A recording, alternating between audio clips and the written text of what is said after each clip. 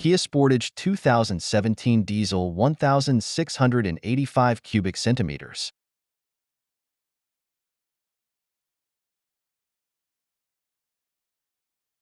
Rear power outlet fuse location. The fuse is located in the engine compartment fuse box. Remove the cover to access fuses.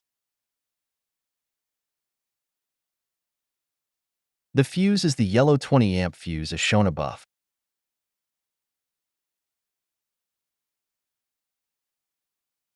Thanks for watching. Please like, share, and subscribe.